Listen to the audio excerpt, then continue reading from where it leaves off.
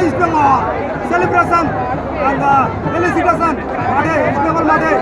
Kolkata 22 May 2026